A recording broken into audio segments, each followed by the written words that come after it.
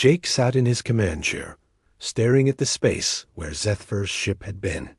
His friend was gone, but his sacrifice had saved Earth and possibly the entire galaxy. Around him, the bridge crew worked quietly, respecting his grief. But Zethar had one final message to send. Before his attack on the Dominator, he had recorded a transmission that was now broadcasting across the galaxy.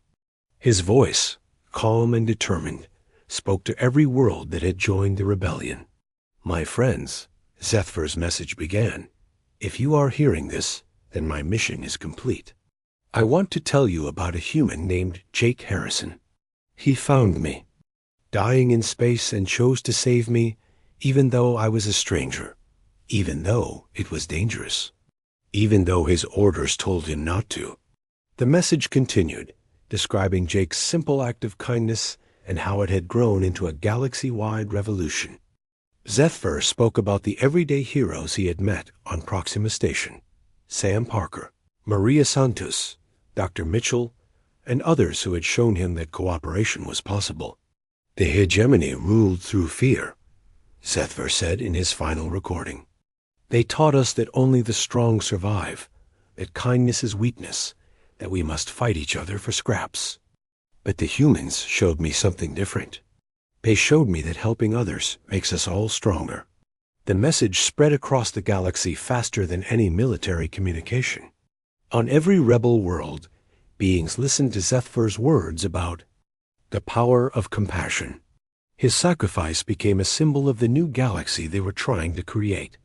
The war was far from over.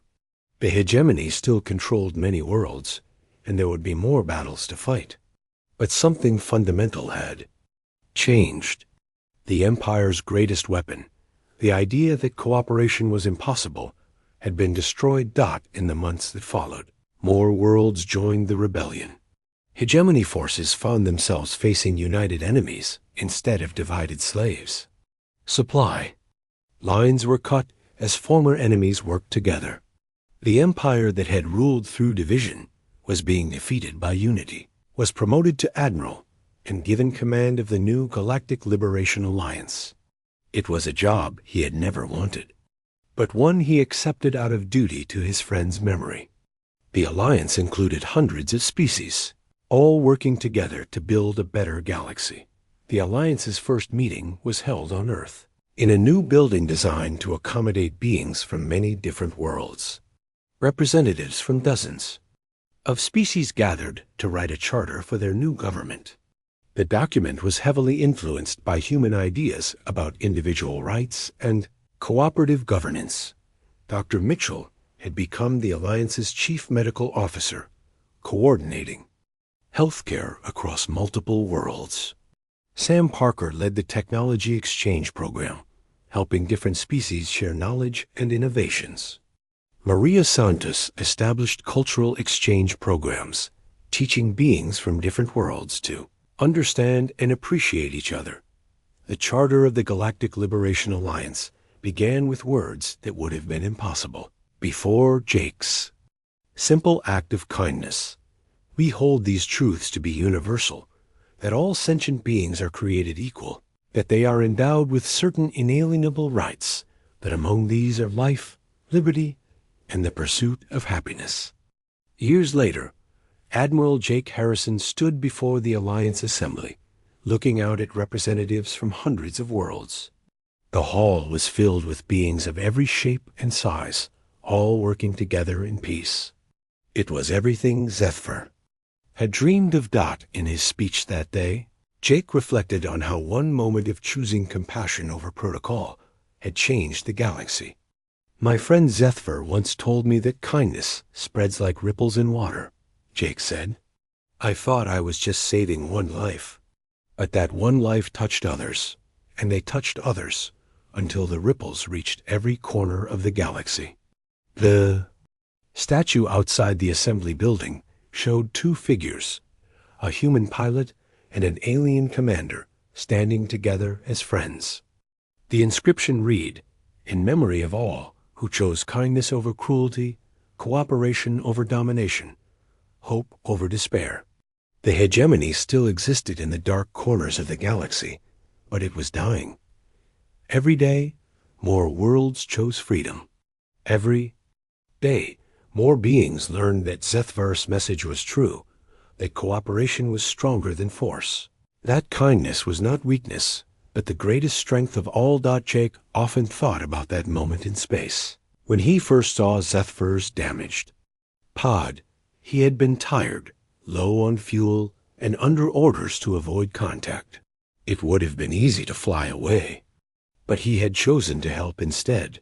That choice had cost him his friend, but it had given the galaxy something it had never had before: hope. And in the end, Jake realized that was exactly what Zethvar would have wanted. The alien commander had died to save others, just as he had lived to help them. The galaxy was free, and it had all started with one simple act of human kindness. The hegemony's grand fleet arrived at the edge of human space like a dark storm cloud. 500 warships, each one larger than anything humanity had ever built, arranged themselves in perfect formation. At their head was the massive flagship, Dominator, commanded by Supreme Commander Krall himself. Jake stood on the bridge of the human defense ship Liberty, watching the enemy fleet approach. He had been given command of the United Resistance Forces, a responsibility that felt impossible. How could he lead dozens of different species against such overwhelming odds? "They're transmitting," reported Communications Officer Lucy Chun. "It's a message for all human colonies." The image that appeared on the screen was terrifying. Supreme Commander Krall was a massive creature with dark scales and glowing red eyes. His voice was deep and filled with contempt. "Humans," Krall began, "you have infected my galaxy with your weakness. You call it kindness, but it is disease. You have turned my slaves against me with your poisonous ideas of cooperation and mercy. For this crime, your species will be eliminated completely." The message continued with terms for humanity's surrender. All humans would be enslaved. Their worlds would be stripped of resources. Their culture would be erased. It was not negotiation. It was a death sentence. Jake turned to Zethvar, who stood beside him on the bridge. The alien had become his closest friend and advisor.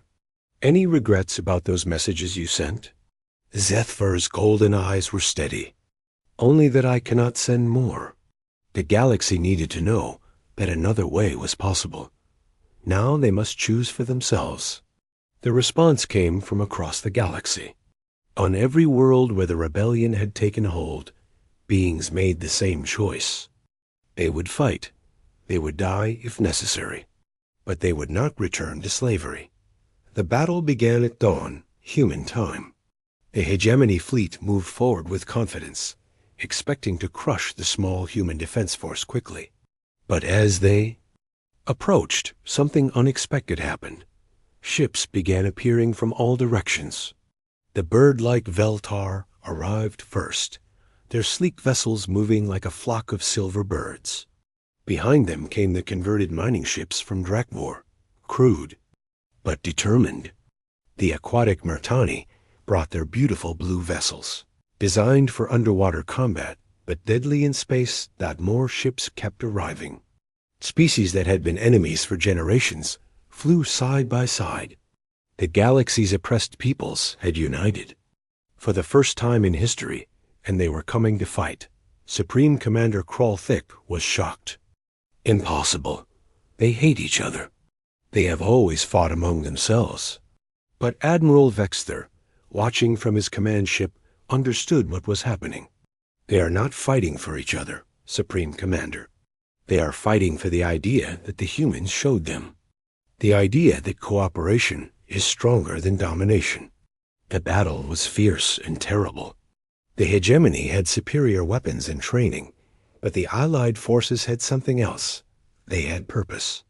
Every being in the rebel fleet knew that this battle would determine the future of the galaxy. Jake coordinated the defense from the Liberty, working with commanders from dozens of species. The communication was chaotic, with multiple languages being translated in real time. But somehow, it worked.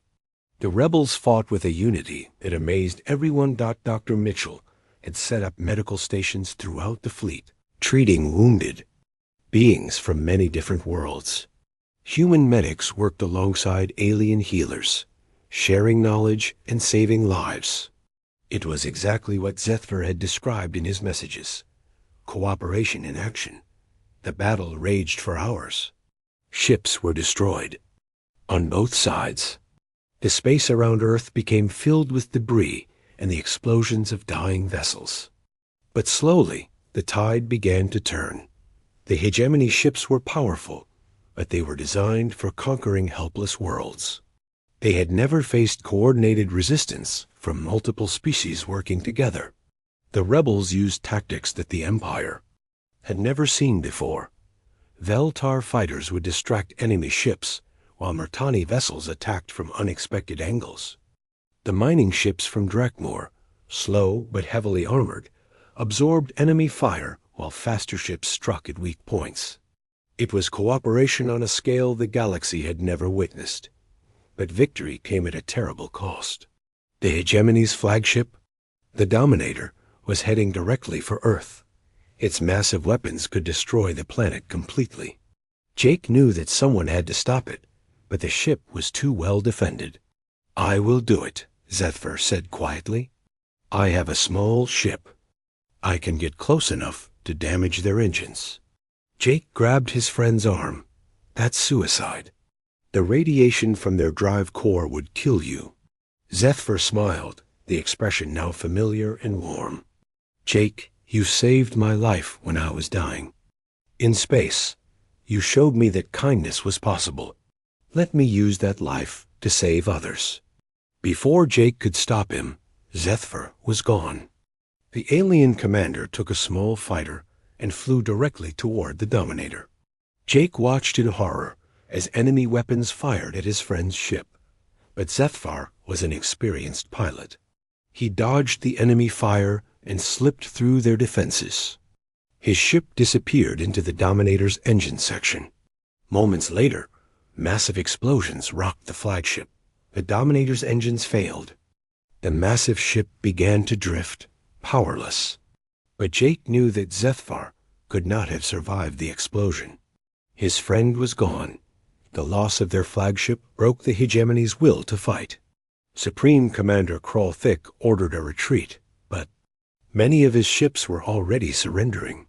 The rebellion had won its greatest victory, but the cost was enormous. The first uprising began on Drakmor, a harsh mining world where thousands of alien workers had toiled for decades under brutal conditions. The hegemony overseers had always maintained control through fear and separation. Different species were kept apart, languages were forbidden, and any sign of cooperation was punished severely. But Zethvar's messages had changed everything. The stories of human kindness had spread through the mines like whispered prayers. Workers who had never spoken to each other before began sharing food and tools. They started learning each other's languages and customs. Most importantly, they began to hope. The rebellion started small. A group of workers refused to meet their daily quota, claiming they were too weak from hunger. When the overseers came to punish them, they found something unexpected. Instead of cowering individuals, they faced a united group. Workers from 6 different species stood together, protecting each other. The overseers tried to use their energy weapons, but the workers had prepared. They had studied the humans' example of cooperation and applied it to their own situation. While some distracted the guards, others disabled the weapons. Within hours, the entire mining complex was under worker control. Similar scenes played out across the galaxy. On Nesha Prime, the aquatic Murtani workers coordinated their efforts through the underwater communication networks. They had listened to Zethver's recordings about humans sharing resources and decided to try the same approach. The Murtani had been divided into different work groups, each assigned to separate sections of the vast underwater factories. But Inspired by human cooperation, they found ways to unite. They shared tools, information, and most importantly, hope. When they finally rose up, they moved as one coordinated force. The bird-like Veltar of the Cloud Cities had perhaps the most. Success, their natural ability to fly, gave them advantages that the hegemony had never fully controlled. After hearing about human pilots like Jake, who risked their lives to help others, the Veltar began organizing aerial resistance networks. They attacked supply convoys, rescued prisoners, and spread Zephyrs messages to other worlds. Their swift, coordinated strikes confused the hegemony forces, who had never faced such organized resistance from their slaves. Back on Proxima Station, Jake watched the reports with amazement and growing worry. He had been promoted to captain and given command of a new unit called Human Catherian Liaison. His job was to work with Zephyr to coordinate support for the growing rebellion. "I never imagined this would happen," Jake said as he reviewed intelligence reports. "When I rescued you, I was just trying to save one life." Zephyr, now fully recovered from his injuries, had become Jake's closest advisor and friend. The alien had learned to appreciate human humor and customs, though he still found some things puzzling. "One life, one act of kindness," HFY said thoughtfully. "But kindness spreads, Jake, like ripples in water. You showed me that strength and compassion could exist together. I showed my people. Now they are showing the galaxy." The coordination efforts were challenging. Jake and his team had to learn to communicate with dozens of different species, each with their own languages, customs, and needs. But they were helped by volunteers like Sam Parker, who had become fascinated with alien technology, and Maria Santos, who had learned to prepare food for several different species. Dr. Mitchell had established a medical exchange program, sharing human medical knowledge with alien healers. In return, the aliens shared their own advanced techniques. The cooperation was saving lives on both sides, but the hegemony's response was swift and brutal. Admiral Vexter, one of the Empire's most ruthless commanders, was given orders to crush the rebellions by any means necessary. His first action was to destroy the entire population of a rebel world as an example to others. The attack on Kepler 7 was meant to terrorize the other rebels into submission. Every living being on the planet was killed, and the world was left as a burned wasteland. The message was clear: submit or face extinction. But the strategy backfired. Instead of discouraging the rebels, the massacre only made them more determined. Zephyrs' messages about human moral courage had taught them that some things were worth dying for. Freedom was one of those things. The rebellion spread to new worlds every day. Species that had been enemies for generations began working together. The hegemony had maintained control by keeping different peoples separated and hostile to each other. But the human example of cooperation was breaking down those barriers. On Proxima Station, Colonel Brooks faced a difficult decision. Long-range sensors had detected a massive hegemony fleet moving toward human space. The Empire had finally traced the source of the rebellion's inspiration. "They're coming," she told Jake during an emergency meeting. "Our intelligence estimates at least 500 ships, maybe more. They mean to destroy us completely." Jake felt the weight of responsibility. His act of kindness had inspired a galactic rebellion, but it had also brought death to humanity's doorstep. "How long do we have?" 2 weeks, maybe 3. "We're evacuating the outer colonies and preparing the defense fleets." "But Jake, we're badly outnumbered. This could be the end of everything." Zephyr had been listening to the conversation. "No," he said firmly. "This is not the end. This is the beginning. Admiral, Vexter thinks he faces only humanity, but he faces something the hegemony has never encountered before." "What's that?" Colonel Brooks asked. "A united galaxy," Zephyr replied. "Every world that has risen up, every species that has joined the rebellion, They all know that this battle will determine everyone's future. If humanity falls, the rebellion fails. If humanity survives, the galaxy can be free. Reports began coming in from across the galaxy. Rebel fleets were moving toward human space. The Veltar had assembled their fastest ships. The Murtani were bringing their powerful underwater vessels, modified for space combat. Even the freed, slaves of Drakmor, were coming. Their mining ships converted into weapons of war. Jake realized that he was witnessing something unprecedented in galactic history. For the first time, dozens of species were working together for a common cause. The human example of cooperation had inspired the greatest alliance the galaxy had ever seen. "They're coming to help us," Jake said in amazement. "No," Zethvar corrected gently. "They are coming to fight alongside us. There is a difference. Help suggests that this is humanity's war, but this is everyone's war. You simply showed them that it was possible to win." The final battle was approaching. The hegemony's grand fleet was massive and powerful, but it would face something no empire had ever confronted before. United by the simple example of human kindness, the galaxy was preparing to fight as one. Jake looked out at the stars, knowing that in a few days, everything would change. The act of mercy that had begun with a single wounded alien was about to determine the fate of countless worlds. He only hoped that human kindness would prove stronger than the hegemony's cruelty. Word about Zethvar spread through Proxima Station like wildfire. Despite Colonel Brooks' orders to keep the alien's presence secret, everyone seemed to know about him. The station was not large, and news traveled fast in small communities. Jake expected fear and anger from the crew. Instead, he found something else entirely. People were curious. They wanted to know about the alien's world, his people, and his experiences.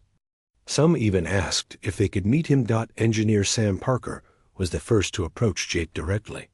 Sam was a quiet man who usually kept to himself, but he had heard about Zethvar's damaged translator device.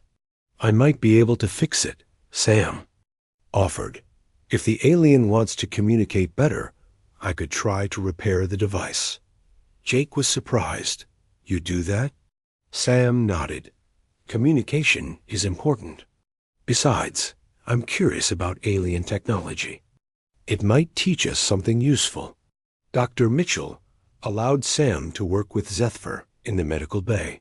The alien was fascinated by Sam's gentle approach to the broken device. In Zethvar's world, technology was controlled by the powerful.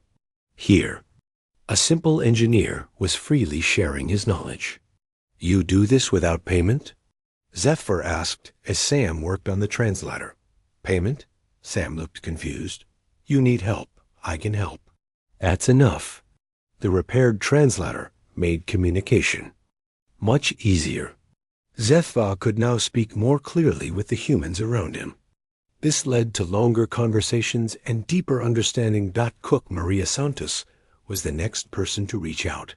She noticed that Zethvar often seemed uncomfortable with the food provided by the medical bay.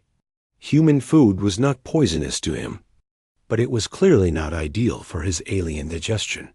Maria spent her free time researching what foods might work better for Zethvar's system. She experimented with different combinations and preparations. When she finally brought him a meal that he could eat comfortably, Zethvar was amazed. "You did this work for me?" he asked. "But I am nothing to you," Maria smiled. "Nobody is nothing. Everyone deserves to eat food that doesn't hurt them." Each act of kindness deeply affected Zethvar. He continued recording messages about human behavior, but now he had many more examples to share.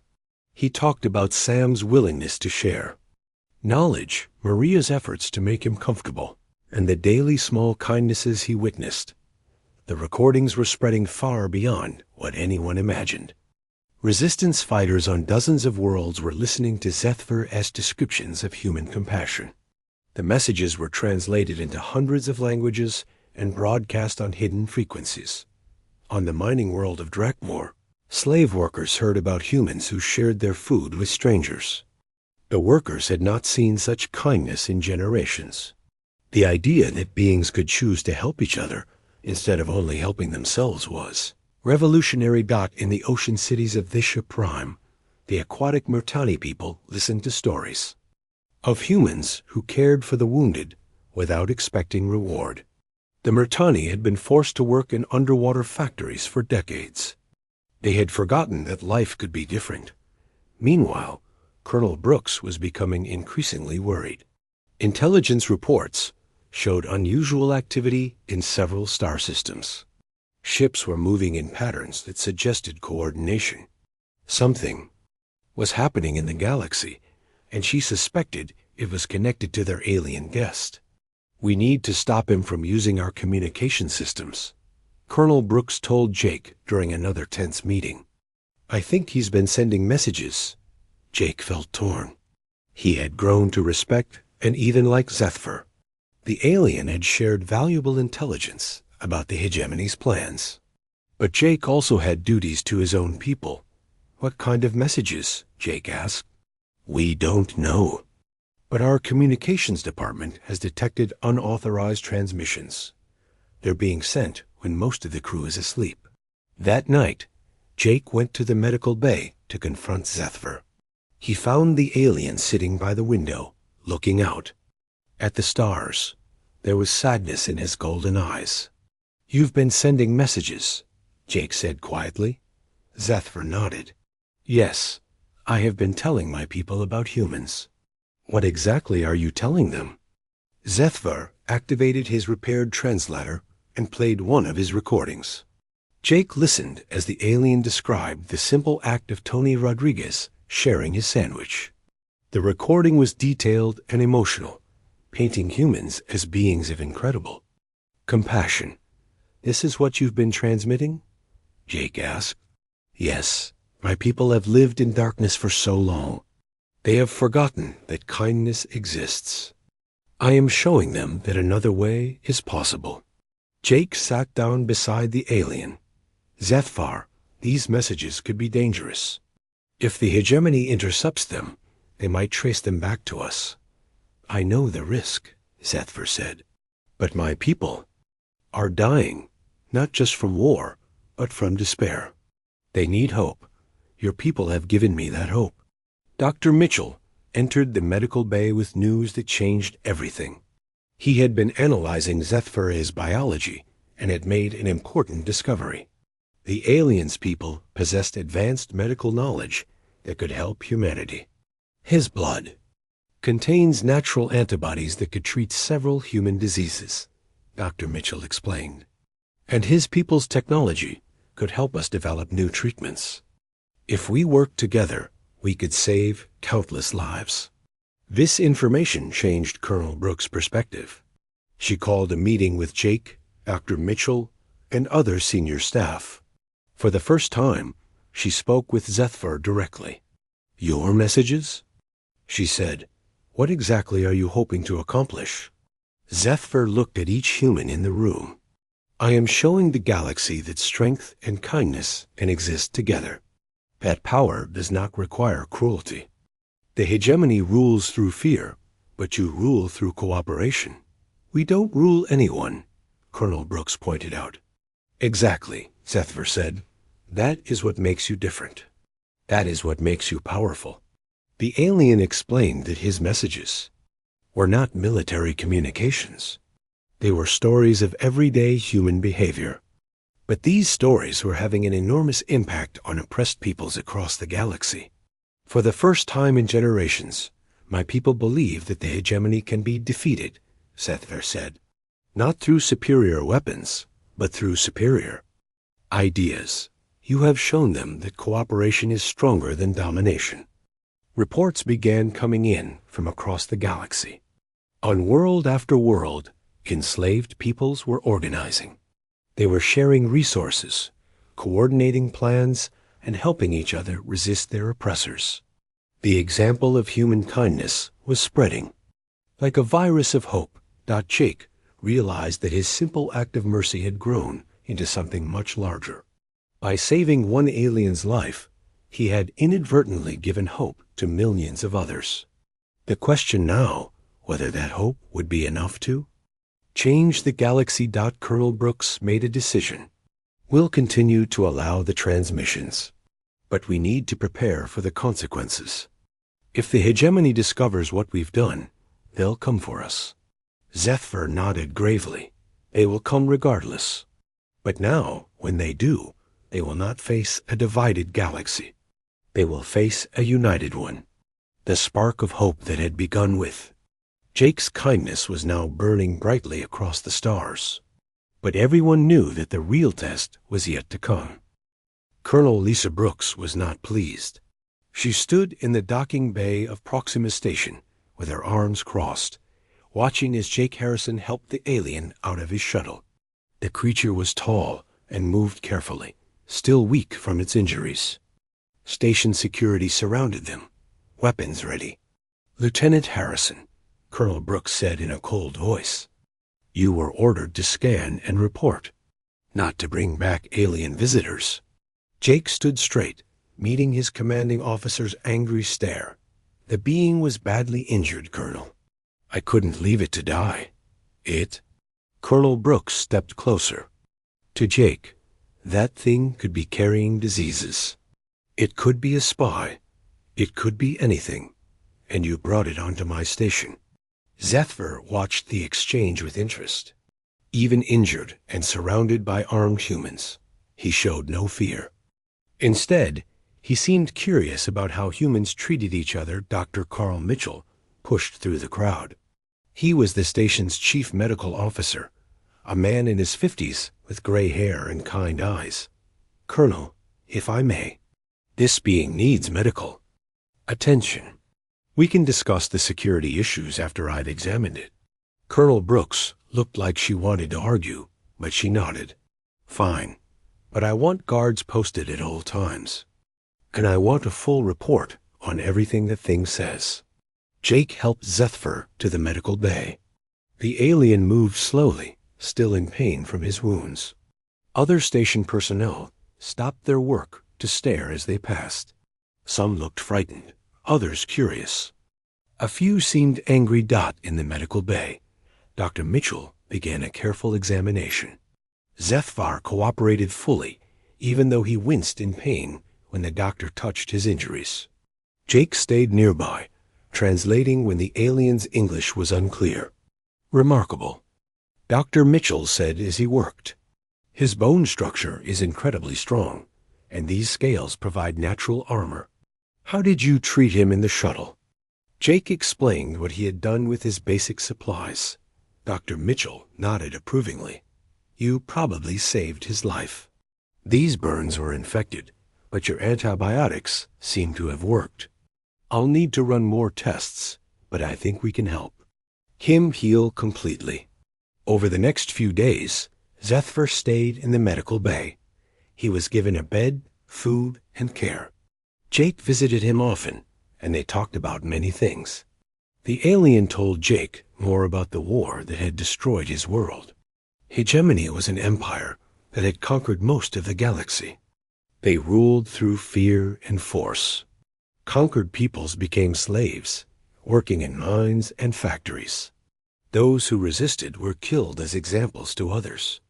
Zethver's people, the Cytherians, had been fighting for their freedom for 30 years. "We are losing," Zethver said sadly. "Every year, more of our people die. Every year, the hegemony grows stronger. Soon, there will be no more resistance left." Jake felt sorry for the alien. "What about other species? Don't they help you fight?" Zethver made a sound that might have been laughter, but it was bitter. "Help? In the galaxy, there is no help. The strong take what they want. The weak serve or die. That is the way of things." "Not here," Jake said firmly. "That's not how humans do things." The alien studied Jake's face. "Yes, I am beginning to see that, but I do not understand why." As the days passed, Zethver observed the humans around him. He watched Dr. Mitchell work long hours to help him heal, expecting nothing in return. He saw how the medical staff treated each other with respect and kindness. When a young nurse named Betty Williams stayed late to monitor his condition, Zethver asked her why. "Because you're hurt," Betty said simply. "And we don't let hurt people suffer alone." This confused Zethver. In his world, weakness was something to be hidden. The injured were left behind. But here, humans seemed to go out of their way to help those who needed it. One day, a maintenance worker named Tony Rodriguez brought his lunch to the medical bay. He was a friendly man who often stopped by to check on the aliens' progress. Without being asked, Tony shared his sandwich with Zethver. "Try this," Tony said, offering half of his food. "It's peanut butter and jelly. Human kids love it." Zethver ate the sandwich carefully. It was sweet and strange, but not unpleasant. "Why do you give me your food?" he asked. Tony shrugged. "You looked hungry. Besides, I brought 2 sandwiches today. My wife always packs too much." That night Zethver lay in his bed thinking about what he had seen. Humans helped each other without being forced. They shared food, time, and care with strangers. They showed kindness to someone who was not even their species. It was unlike anything he had ever experienced. Zethver began to form a plan. He had salvaged a small communication device from his escape pod. Working in secret, he started recording messages about what he had observed. He talked about Jake's rescue, Dr. Mitchell's care, and the everyday kindness of the humans around him. Meanwhile, Colonel Brooks was growing more concerned. Intelligence reports suggested that unknown ships were moving toward human space. The hegemony might already know about humanity's existence. Having an alien on the station was making everyone nervous. "We need to get rid of it," Colonel Brooks told Jake during a private meeting. "Every day it stays here puts us at risk." "His name is Zethver," Jake said, "and he's given us valuable information about the hegemony's plans. We know they're coming because of him." "Information we could have gotten without bringing him here," the colonel replied. "I want it gone as soon as the doctor says it can travel." Jake felt frustrated. "Colonel, he's not a threat. He's been helping us." "It's an alien, Lieutenant. We don't know what it's really thinking. For all we know, this could all be an act." But Dr. Mitchell had been observing Zethver closely. The alien showed genuine emotions: pain, gratitude, curiosity. When he talked about his people's suffering, there were tears in his golden eyes. When he spoke about human kindness, there was wonder in his voice. "He's not acting," Dr. Mitchell told the colonel. "This being has been through terrible experiences. He's amazed by how we treat each other, because he's never seen anything like it." Unknown to the humans, Zethver had managed to contact other Catherian resistance fighters. Using the station's communication array during quiet night shifts, he began transmitting his recorded messages. He told them about the humans who had saved him, fed him, and cared for him. The messages spread quickly through the underground networks.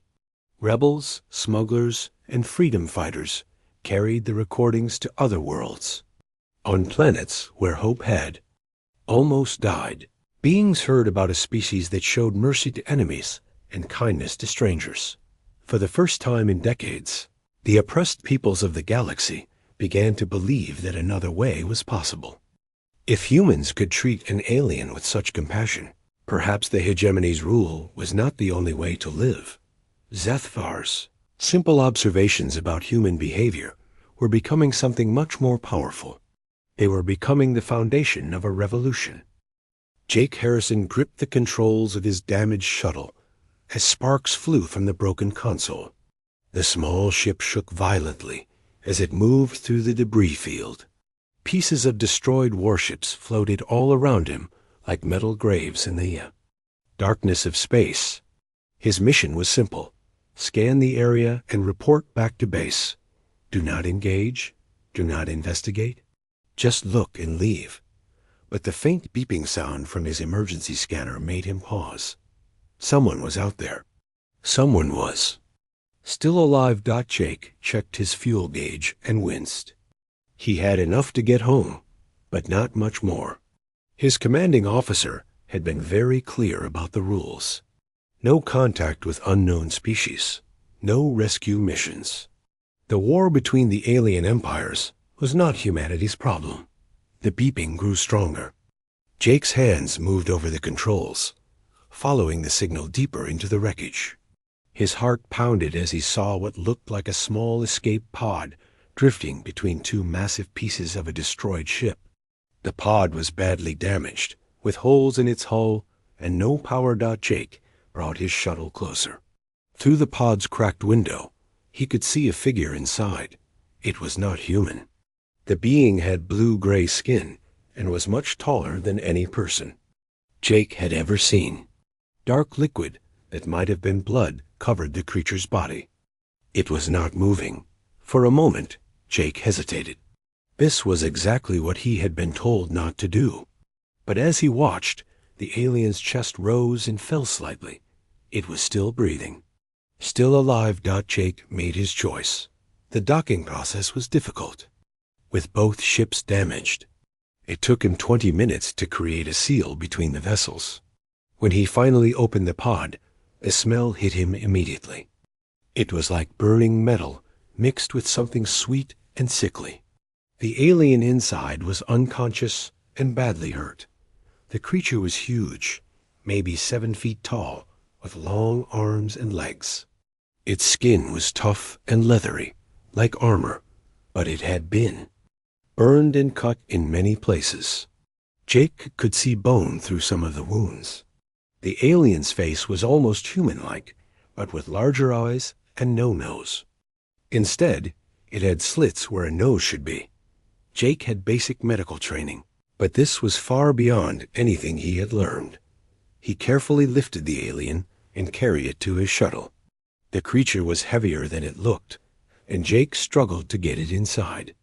He laid it on the small medical table and began working with what little supplies he had. First, he cleaned the worst wounds with antiseptic. The alien's blood was purple and thick, almost like oil. Jake used his emergency bandages to cover the deepest cuts. He had no idea if human medicine would work on an alien, but he had to try something. The creature's breathing was weak and uneven. Jake rigged up an oxygen mask, hoping it would help. He also started an IV drip with basic fluids. It was all he could do with what he had got as Jake worked. The alien's eyes suddenly opened. They were large and golden, like cat eyes, and they stared at Jake with what looked like surprise. The creature tried to speak, but only managed a low growling sound. Jake held up his hands to show he meant no harm. "Easy," Jake said softly. "I'm trying to help you." The alien's eyes followed Jake's movements. It seemed to understand that Jake was not a threat. After a few minutes, it spoke again, this time in broken English. Double quotes, "Why help?" "Me?" the creature asked, its voice rough and deep. Jake paused in his work. "Because you needed help." The alien stared at him for a long moment, as if Jake had said something completely impossible. Then it closed its eyes and fell unconscious again. Jake set course for home, but the journey would take 12 hours. As his shuttle moved through space, he sat beside the alien and continued treating its wounds. He shared his water rations when the creature woke up thirsty. He even gave it some of his food, though the alien could only manage small bites. During the long trip, Jake learned bits and pieces of the alien story. Its name was Zethver, and it was a commander in something called the Catherian Resistance. For decades, its people had been fighting against an empire called the Hegemony. The Hegemony had enslaved dozens of worlds and was always looking for more. Zethver had been escaping from a battle when his ship was destroyed. He had been drifting in space for days, waiting to die. In his culture, enemies did not help each other. The strong ruled the weak, and mercy was seen as weakness. "Your people," Zethver said during one of his conscious moments, "they are not like others?" Jake shrugged. "I don't know about other people. I just know what felt right." This seemed to confuse the alien even more. Zethver told Jake that the hegemony was planning to expand into human space. They saw humanity as a threat that needed to be eliminated. Jake's people had no idea what was coming. As they approached the human outpost, Jake felt worried. He had broken direct orders by rescuing Zethver. His commanding officer would not be happy.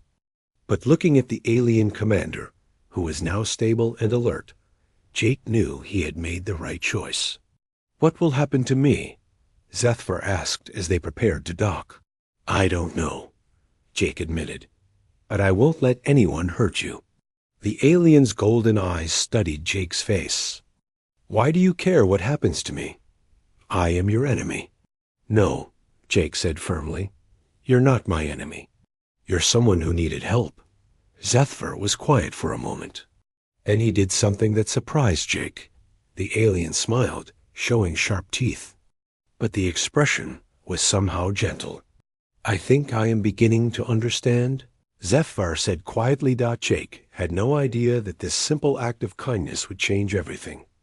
He had just wanted to save a life.